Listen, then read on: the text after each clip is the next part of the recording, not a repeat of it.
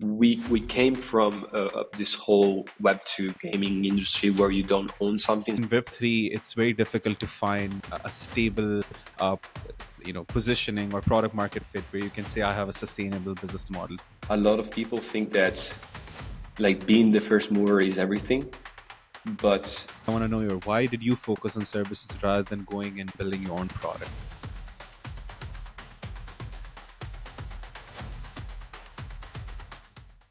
Hey everyone, welcome to the Nalikes Podcast. I'm Talha Asif, and in each episode, we bring you insightful conversations with the founders and builders who are shaping the future of Web3.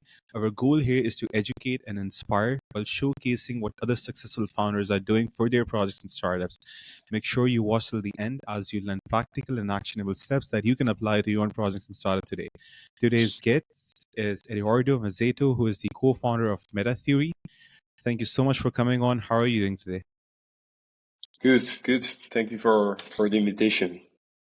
Amazing, Edoardo. So when I started this podcast, I was making a list of people to invite, and there was one segment which was metaverse or virtual experiences, and you were the person who's like, okay, he knows the most on this subject, so I should bring him on. So in this episode, I'll be trying to learn from you. Because metaverse back in the day was a very big hype. People nowadays aren't that much focused. So I'll be asking you, how is the landscape now and what are brands doing in this space? But before we jump into that, I want to ask more about your background. So can you tell us a little bit more about your background? What do you used to do in the past and what led you to Web3? Sure. So I began my journey and like following my passions, and let's say 5-6 years ago, they were mainly economics, finance, and math. But I still had this passion about 3D environments, mainly through gaming. So I was fascinated. It was like fascinating to me seeing, like looking at all the different games that were slowly turning into proper virtual worlds. Like I've been playing GTA 5, and for a lot of people, GTA 5 was like another world. It was completely different from real life. So I had this passion, but I kept my studies into those topics until 2020. So 2020, with the pandemic, it opened so many opportunities with a lot of us. And for me in particular, I was sitting in my home, and I was fortunate enough to get into some blockchain topics. I was not aware of blockchain. I was not aware of NFTs. I was completely ignorant on that stuff, but I had the time. Everybody was home, and so during some nights, evenings, I was going through a lot of these new topics for me. I was buying the first Bitcoins. I was looking at Ethereum smart contracts, and slowly, this was March of 2020. And then in 2-3 months, since I had a lot of time every day, I was learning something. I started opening, like, let's say, deeper topics. At that time, were new, like NFTs in 2020. They were not the biggest thing. Yeah, smart contracts were famous, but we didn't even have Uniswap because Uniswap came in September, I think, of 2020. So a lot of these themes and topics that right now are so well known, like common knowledge. At that period was like they were really a niche. There was only Bitcoins, and then you had tokens, and that kind of second layer of alternatives at Bitcoin. But basically, I was going through the different topics, and by then I was playing video games during those evenings, and suddenly I came up with it came to me I think an ad of Sandbox. That was April 2020, and that's where I started learning Sandbox and the metaverse topic and the vision that they had. Later on during that summer, I was able and was fortunate enough to be able to buy a piece of land, and there was no speculation intentive. Like my only goal was to have fun. I had a friend at that time that was doing this with me, so we were just happy. We were just buying these lands and building on them, and in the meantime buying some tokens, having fun with like everybody else was doing at that time. then we had Uniswap coming up in September 2020. That had spiked up things a little bit. And slowly we were looking at numbers going up. Like Bitcoin started to go up to 11K, 12K, 15K, and that was the start of the winter of 2020 and 2021. And basically, I spent the rest of the year and a half working on Sandbox, and NFTs became a thing suddenly. And Facebook changed their name in Meta, so that was the perfect scenario for us because we were so involved and also invested into Sandbox that allowed us to make the second biggest sales in the secondary market by size. And that's where basically all the story began. That's we structured the studio, but we can save it for later. Amazing. So I think you mentioned one very important thing, which is GTA 5. I used to play it. So one was the story aspect of, right? You could do it, but the online world, there was limitless. I remember there was this experience created by someone called Runners Once versus Zentoro, if you remember that, where we had this line where we had to run through, and then there was like Zentoro, the Lamborghini car, used to crush the people. If you remember that experience. I think I'm not sure, but Yeah, I've probably but seen something like this. in GTA, they're like people, anyone could create their own experience and people could play it, yeah. right? Yeah. So Okay. before even I knew crypto, or before even I knew, like, owning your experience or in-game economies, we were playing that. We were playing it for free, but they were the same concept. So a lot of what Metaverse was about, it was based on that. But then suddenly things went down. Got it. So you used to play these games, you were inspired by these virtual worlds. Then when pandemic came, you were trying different things. You got an ad from Sandbox, so that caught your attention, started reading about all this thing, and you were interested. So what was the thing that really got you? Was it about the concept of owning things on the internet? Because as gamers, that we were familiar with the concept, but we never actually owned anything. So what was the thing that really got you in, like, okay, this is something I want to do? So as I said, we were not, but like our intention was very far away from speculation. We were gamers, so the main thing for us was creating. And you mentioned some examples from GTA 5 before, and that's around the same concept about UGC content. So you're producing your own content, you're able to publish it through a platform, and GTA 5 was a very good point. And for us was the same. Like, we were interested to express ourselves, I guess, and we were able to do this through the platform. Obviously, Sandbox had this, say, paywall that you have to buy the land to actually publish something. So that was the first step for us. That then got us to buy a lot of more lands because we were interested to expand the games that we were publishing. So yeah, I think curiosity, self-expression, and the ability to then also own. Yeah, I think owning something was important to us. I don't think at that time was so relevant because we came from this whole like Web2 gaming industry where you don't own something. So it was interesting, but we didn't feel the needs. I think later on we realized that, well, the lens that we bought 1 year before, increased so much in value.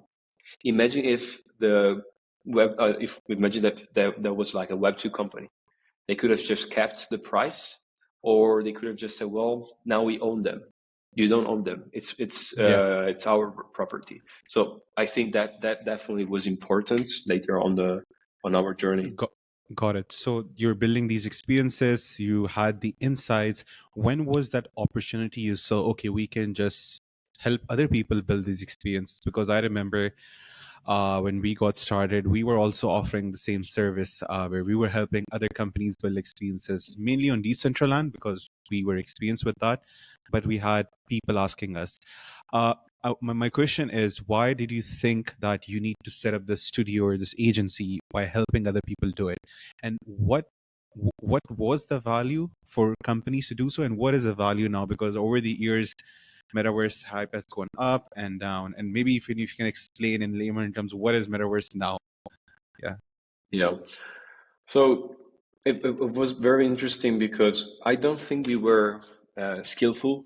I don't think we were unique in terms of value proposition at that time, but we were just five creators. So if you wanted to do something, you were posting your inquiry on the server of Sandbox, and everybody was replying. At a certain point, you will work. You were like looking for somebody else because maybe the other four creators were full of work. So we started working on that um, with a more structured way. And when we had the opportunity to sell a massive amount of land, that's where we structured properly the studio.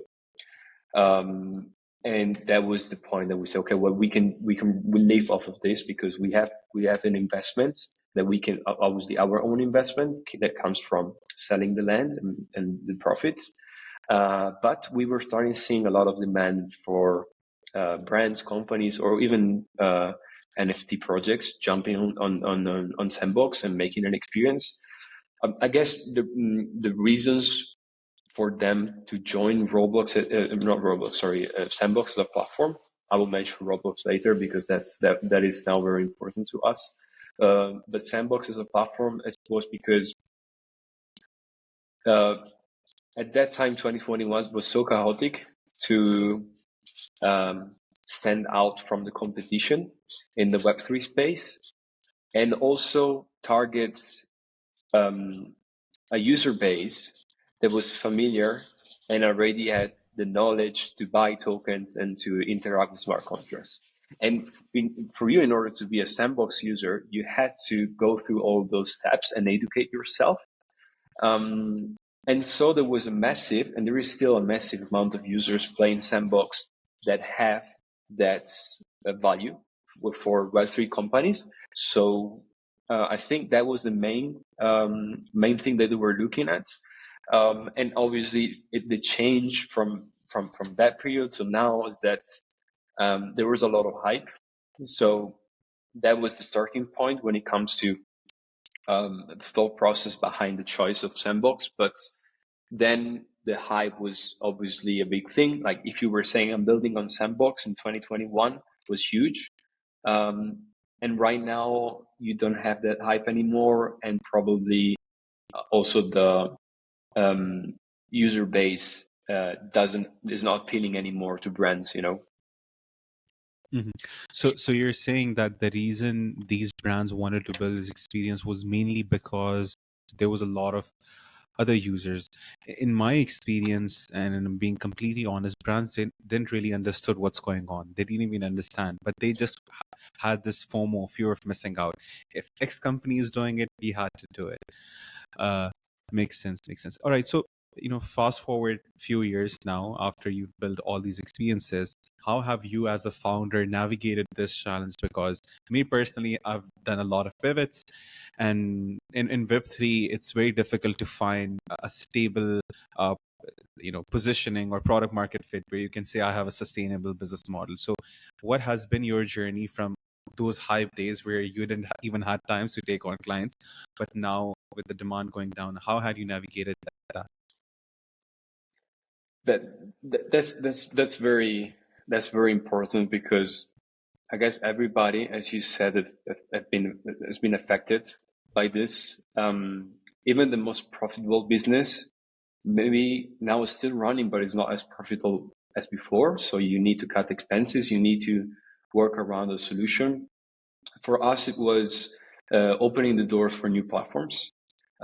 We started with Sandbox, but we knew since the beginning that was not the end point. It was literally a sandbox for us. So we were trying things in that platform, and then we were applying what we learned into others. We opened up the doors initially to other Web3 native platforms such as Spatial, which is based on Unity. So we had experience on Unity developing in C# as well. So it was not that hard for us to learn that platform and to offer services. And then when we realized that we were able to adapt pretty quickly to platforms that were completely different from Sandbox, we opened up doors to Web2 platforms as well.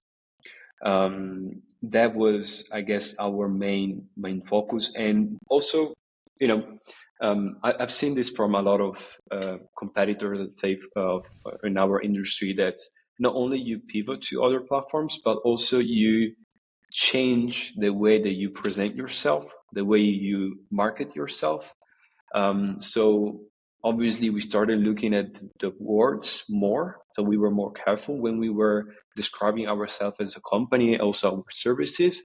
And even if we could do a lot of things, we were switching the focus into, let's say, sharing and making awareness on the services that we felt were the most interesting and the more appealing to the audience. So we kept doing Sandbox. We're still doing Sandbox, but right now is like 15% of the work that we do, and the rest is into other platforms. So let's talk about that. What is Metatheory today? Like, what do you do exactly?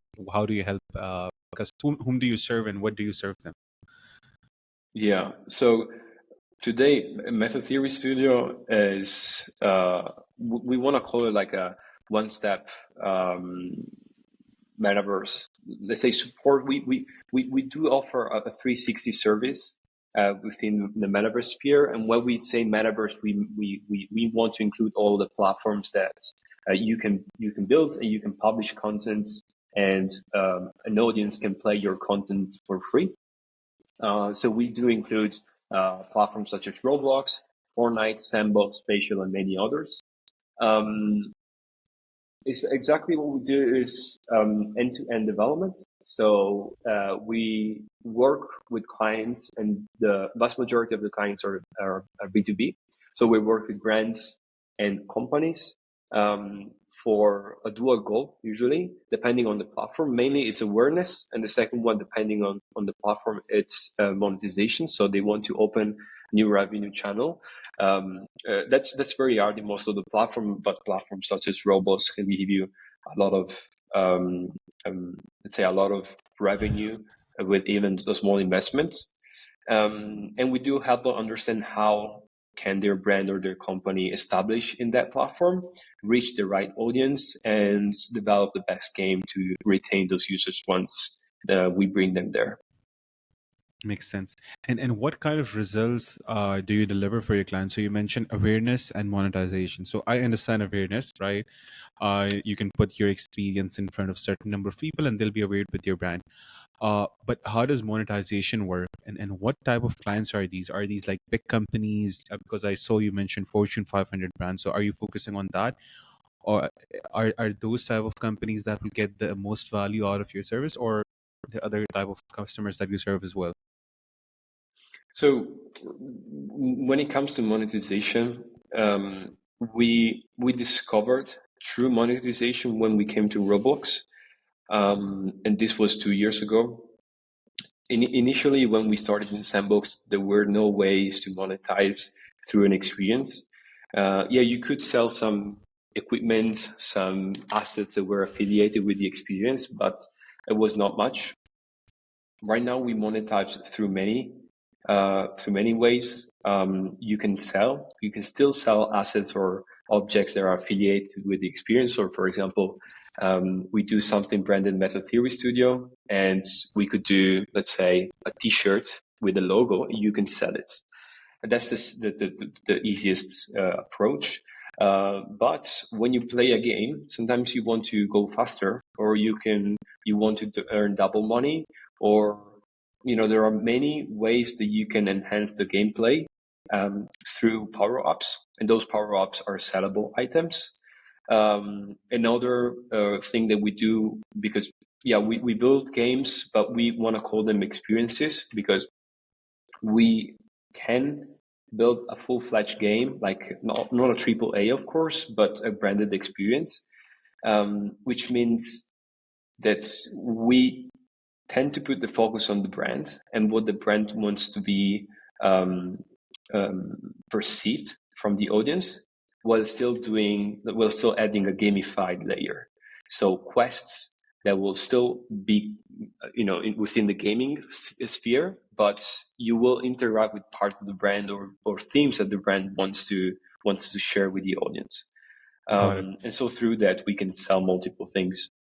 Got it. So I have a question for you that a lot of founder might have is when you were working with these in your early days, when you were building these experiences, you might have had two opportunities. One is the path you went on, right? A services based company, or there was also another path that a lot of people take is building their own product. You might have could build your own tools or your own metaverse.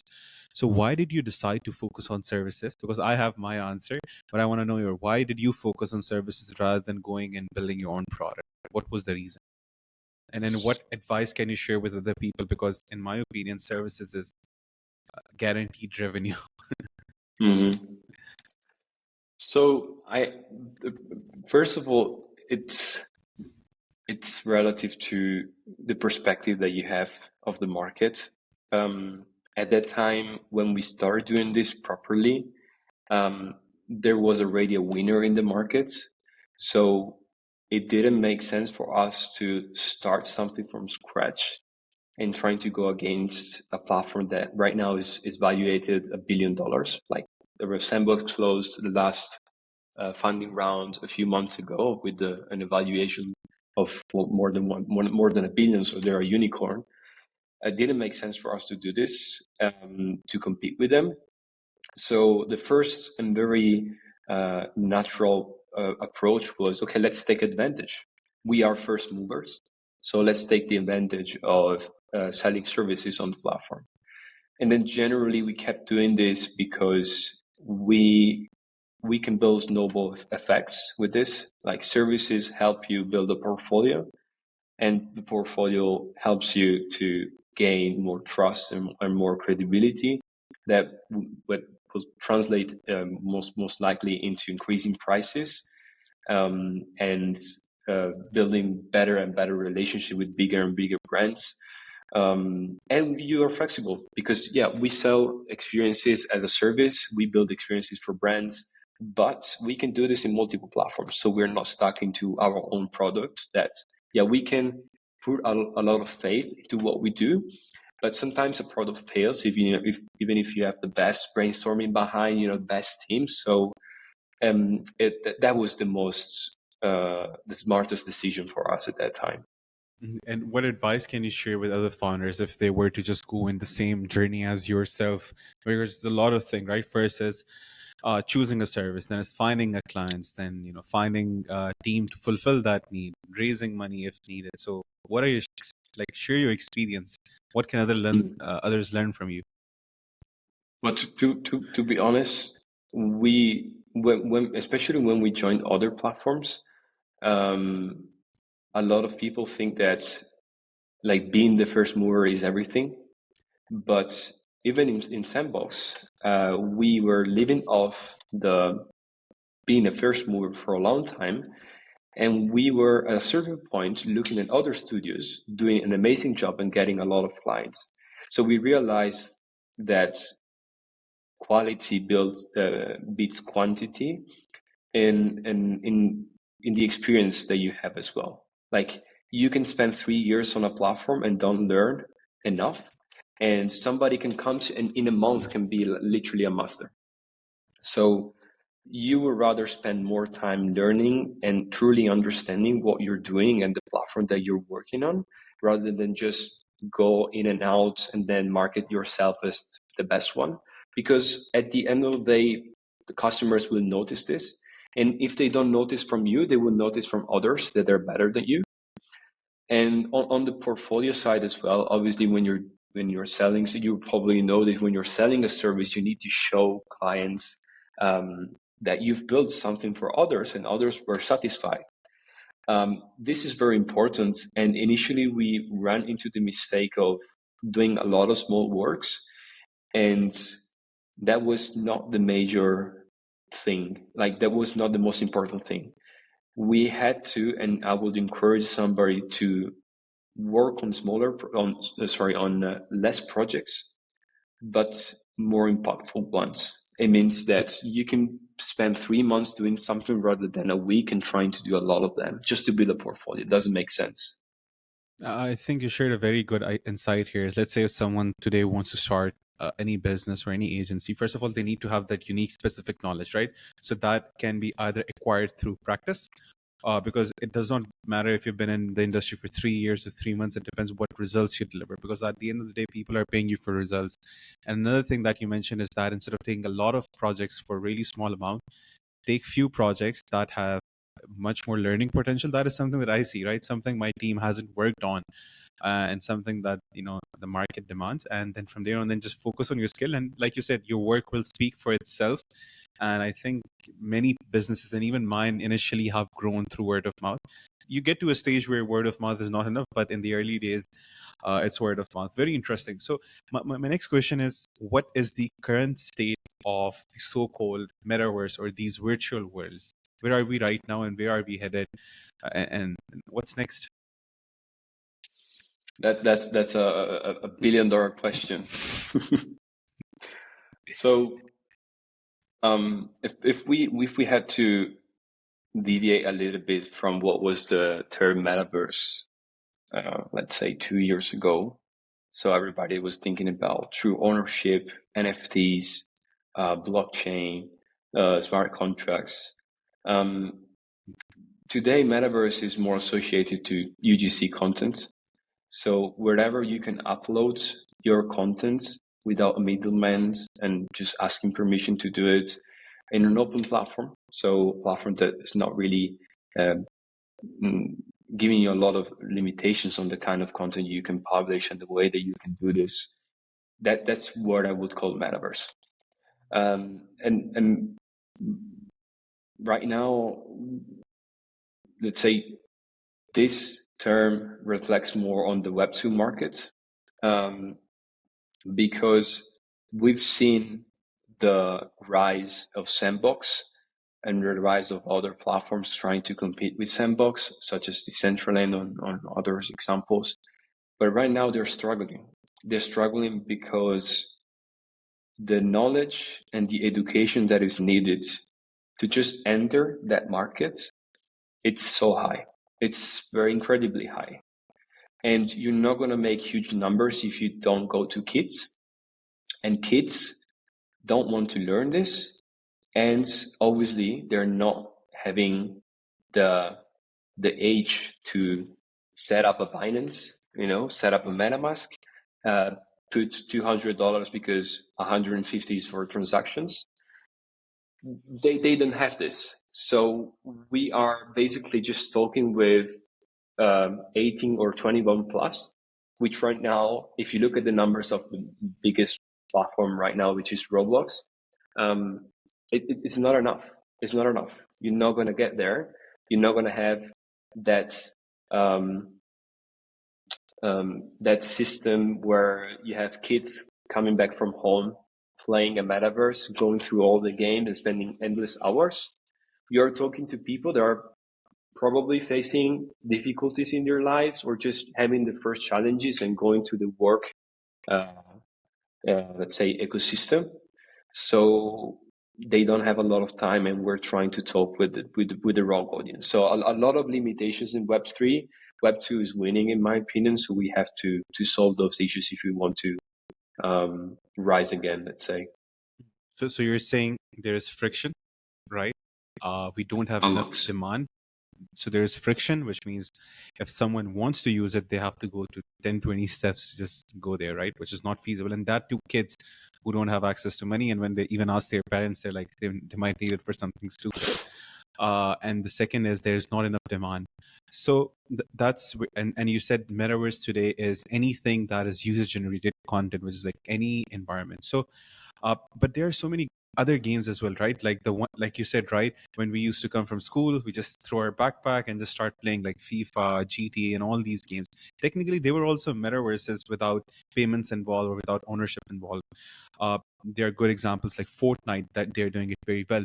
So you've given me the current state of metaverse. what is next? Do you think there is something in the near future, or any company or any project that you might have in mind that is working to actually solve and onboard the next people, or how will this transition happening? Because for NFTs, I've talked to a lot of people, like, the hype is gone. They will slowly transition as technology infrastructure in some of the products, but we won't be talking about again NFTs as well. Do you think that's the same with metaverse as well? Some big game franchise would just have all the elements of a metaverse, and we would be interacting it without us even knowing that this is some sort of metaverse.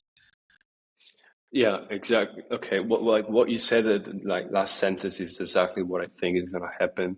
Like NFTs, it was a buzzword. It was used to sell. Like mostly you were putting that word just to sell. And right now, like those companies, they will still use the infrastructure, but it's going to be a tool, and that's it. That's not going to be the main product. And it's going to be the same thing for metaverse. Even if the metaverse itself was not a technology, so it's not going to turn into the infrastructure that those companies will leverage. I think what is going to happen is that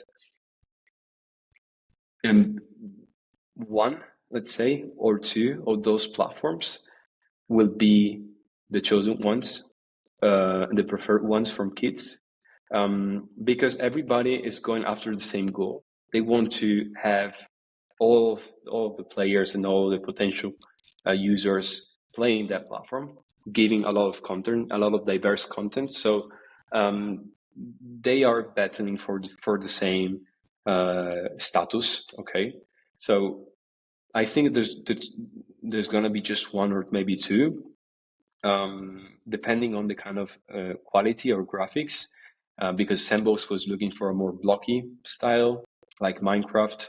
Then you have some hyper realistic stuff like Fortnite with Unreal Engine. Then you have Unity-based ones like Spatial. Roblox has its own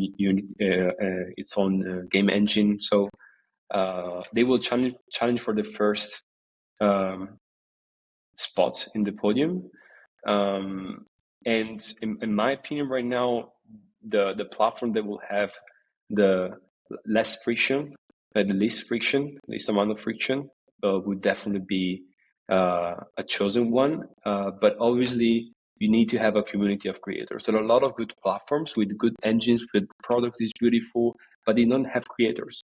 And if you're looking to push a lot of players into the platform, but you cannot give them content, obviously they're content hungry. They're looking for content to consume, which is obviously 3D content. They're gonna go away. Like you're gonna lose them. So there are a lot of platforms that are making enormous efforts to bring a lot of players, but they don't take care of the creators. So good balance, less friction, and good vision, I guess. Got it. Now you're involved on daily basis in this specific space. What are some opportunities that you see that someone needs to capture, or problems that someone can solve? Other founders or investors might be watching, right? There might be something that you're seeing that can be solved. What are some of those opportunities that you yourself think I want to work on? Yeah, like it, the struggle that we had and we're still having is to explain the potential of certain platforms to companies and brands. There's still lack of understanding and lack of knowledge when it comes to deploying and then creating an activation in platforms such as Fortnite, Roblox, Sandbox, Spatial, because nobody in that in that company knows a little bit about the platforms or in general what's there for them. Just imagine a cosmetic brands. They don't hire people that are building in 3D or in gaming. They're so distant. So they might see the opportunity, but they don't have anybody understanding this. So I guess agency model, being middleman between companies, brands, and the developers like us. That's going to be very important in the future as these platforms open new features. Like Roblox just announced Shopify integration.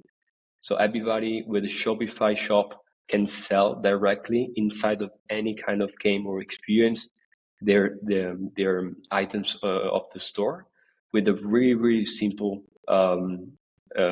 infrastructure and framework.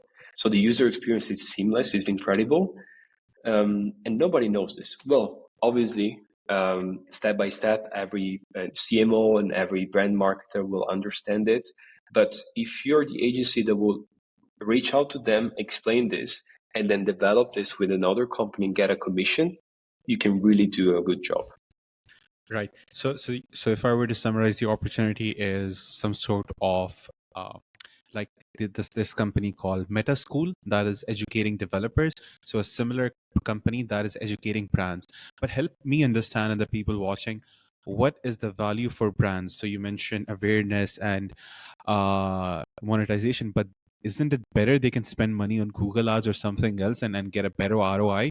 And even though their target audience isn't there, so like, let's say if a brand, some decision maker from a brand is watching this, what would you pitch them, or what would you say to them so they understand the value of creating these experiences? I guess the main thing that needs to be showed is the time spent per user. On ads, on Instagram, on TikTok, on YouTube in general, the span of attention is very low. It's barely, you're looking at a picture on Instagram for more than 2 seconds. Now everybody's used to like keep scrolling, and even if you place an ad, yeah, you can get some awareness, but how long is going to take for the user to scroll? So the companies right now are struggling to get the attention from users. Even if they can place an ad or a billboard somewhere, it's so difficult that a user can get stuck into it and say, wow, that's amazing. That's a product I need, or what a beautiful ad. You're not going to get this. And we can stay here talking about the reasons why, but the solution is creating something more immersive. Immersive is the keyword, in my opinion, to solve this issue. And when you're building games in Roblox, which is right now my favorite platform, the favorite platform from marketers based on the analytics, more than 400 branded activations in the last year and a half, and 400 is a good number. They want to look at Roblox because you can have one player immersed, engaged, because they're actively spending time because they want to spend time. It's another word to describe this is non-intrusive marketing. So players are looking to build or looking to play or looking to learn because it's a game and they have the incentive because it's on their favorite platform. So you're not coming after 2-3 photos of people that I follow. You're just popping up in my feed. I don't want you. I just skip you. That's intrusive. What we do is non-intrusive. So we allow a seamless awareness, non-intrusive in a platform that can immerse you on average more than 5 minutes and 50 seconds on all of the branded experiences. It's a high number. Got it. So you're saying, yes, right now the ROI might not be that good, but over time, this will be a platform or a place where people will spend their marketing budgets, because this sort of activation platforms have a much bigger attention span. Yeah, and they are doing this actively. If you look at the last year, we had a lot of even the film industry came to Roblox to publish on Fortnite. Fall Guys was on Fortnite. On Roblox, you had Kung Fu Panda 4, Despicable Me 4, Barbie. You had a lot of franchises coming because they know that right now the attention is going there, and you can have a better results in terms of just average time spent with the brand, time engaged with the brand. Very interesting. Very interesting. I think, we covered a lot. We covered your personal story, how you went on to start the studio, and how are you helping brands. We also discussed the current state of metaverse, where is it headed. We also discussed some opportunities. Is there any other opportunity or problem do you think that needs to be solved in this specific space? One was the educating part, which is very attractive, I think, because for brands, there is no harm in paying for a service where they're just educating something. Why don't you, as a Metatheory, create your own arm to do that? Well, right now we're doing something different. The vast majority of the work comes from partnerships. We're not reaching out directly because we know the work that we have to do to educate those brands, and we love developing games. That's where the focus is. So we do partner with agencies. And to be honest, there is a lack of agency model that is doing this, because what you're seeing right now is that old marketing agencies are opening new branches and creating new teams specifically for immersive platforms and teaching them how to educate their brands. But it's a slow process. And most of the times we are the ones coming to the calls because they have the connections with the brands. So we do come to the calls and educate them. So I think this is still a big opportunity, especially if you're not reaching out or you're just publishing content. You just go on YouTube, set up your camera, or open up your social and just spreading knowledge. That's, I guess, is going to be one of the best models that I would start if I had time, let's say, right now. Amazing. And take a commission. Like budgets are high, especially for big companies. Brands. Yeah. Amazing. That's So, Eduardo, where can people learn more about you, and how can you exactly help them? Yeah, so I guess Metatheory.studio is our website, and you can find me on LinkedIn with name and surname. What we do, we love to help brands understanding and navigating this space of immersive worlds. Fortnite, Roblox, Spatial. Also, Zappato is a platform that I didn't mention, but it's coming. It's becoming huge in Asia. And we would love to have a conversation. We would love to open the doors to these new possibilities and help them reach Gen Z and Gen X. That's what we do. And obviously develop everything. Amazing. Any final thoughts for founders building in the space? I guess what I can say is like ups and downs, but just keep going. That's what we've been doing. We were lucky at the beginning. We were not so lucky when Web3 just switched off. But right now we're getting back into in other ways. I guess if you have if you're truly believing in what you do, and you're truly helping companies or people, that's the most important thing. You have to believe in what you do, and you have to truly help through your services or your products. Otherwise, you will, in my opinion, the business models will fail at some point. Amazing. Thank you so much for coming on today. I learned a lot, and I think this was a refresher on Metaverse, because I think I was not keeping track on what's going on, but you really gave me some good insights and some ideas to think on. And I hope this episode was educational for the people watching as well. With that, we'll wrap up the episode. Thank you so much for watching, and see you in the next episode. Thank you.